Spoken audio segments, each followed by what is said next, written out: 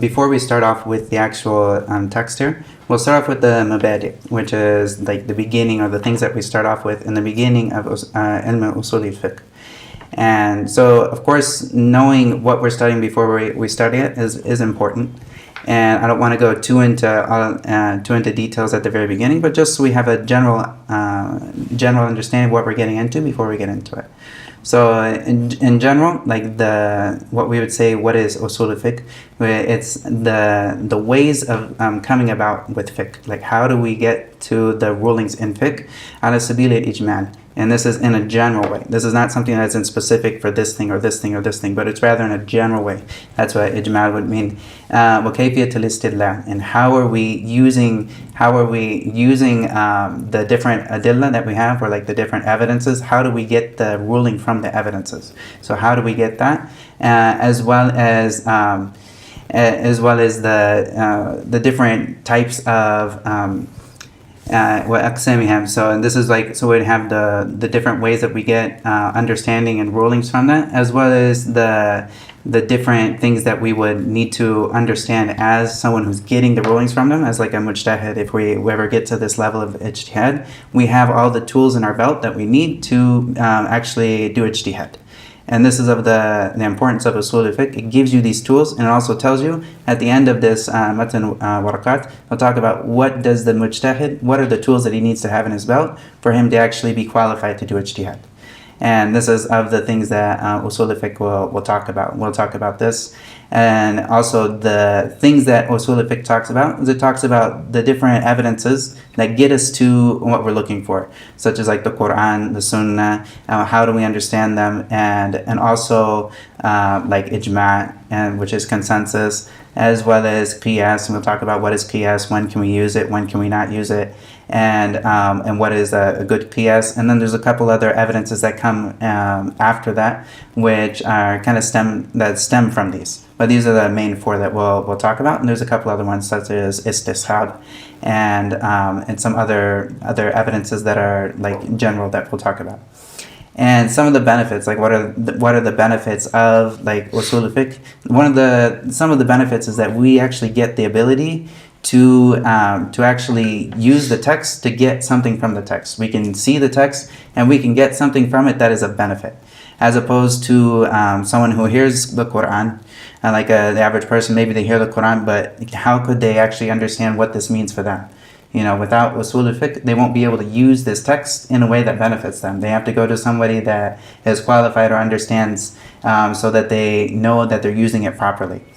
And so this is of the benefits of Usul al-Fiqh, and it also gives them the ability to come to the text with a sense of knowledge and of understanding, as opposed to just being someone who blindly follows. Of course, Allah tells us, فَاسْأَلُوا أَهْلَ الذِّكْرِ إِن كُنْتُمْ لَا تَعْلَمُونَ. So if we don't know, then we go and ask أهل الذِّكْر.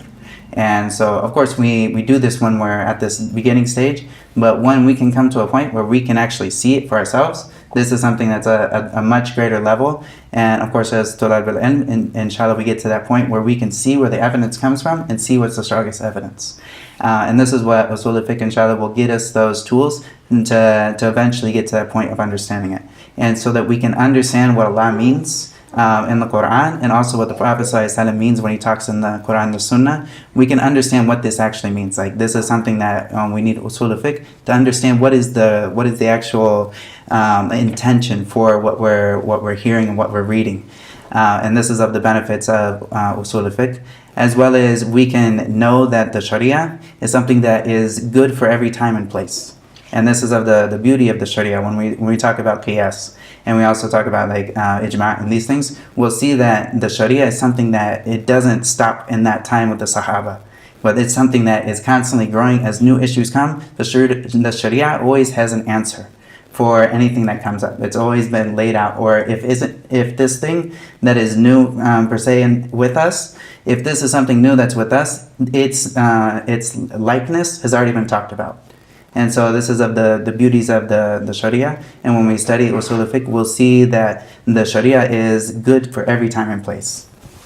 Also, we'll also see that we can understand the hikmah of the Sharia. Like, we can understand like the some of the wisdom behind the Sharia, like the whys. And of course, this is not something for a student to busy himself with before he obeys. Of course, like the whys is never something that should be a reason for him to obey. Now, of course, we سمعنا وأطعنا, like we hear and we obey. But when we know the wisdom behind something, we know the reason why. This helps us when we come into obedience to have even more, effort. We can put more effort into it, and we can see this, and it will be much easier for us when somebody understands what is the wisdom behind riba being haram. When they see what happens outside in the world when people work with riba, and they see the amount of fasad and the amount of slavery it causes with people, and then we can see the wisdom of that, and it helps us understand, wow, we were really on something that was very, very wise beforehand, and it lets us see the wisdom of Allah. And this is of the most beautiful things that are one of the biggest evidences that Islam is the truth, is the Sharia itself. If we look at the Sharia, we'll see that it follows a fine line of justice, like a justice where nobody is wrong on this side and nobody on this side. But it follows a very, very strict line that is impossible for a human to come up with. And so these are some of the benefits, as well as some of my shuyukh, they say this is Usul al-Fahm. And this is the foundation of understanding. Usul al-Fiqh, yes, we use it for fiqh because we need to use it for fiqh, but this is something that doesn't stop with fiqh.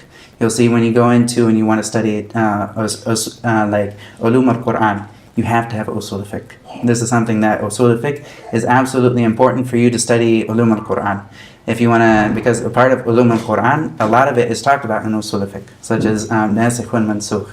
And so you'll see this in am wal khas, mutlaq wal muqayyad. These are things that are all talked about in tafsir and in ulum al-Quran.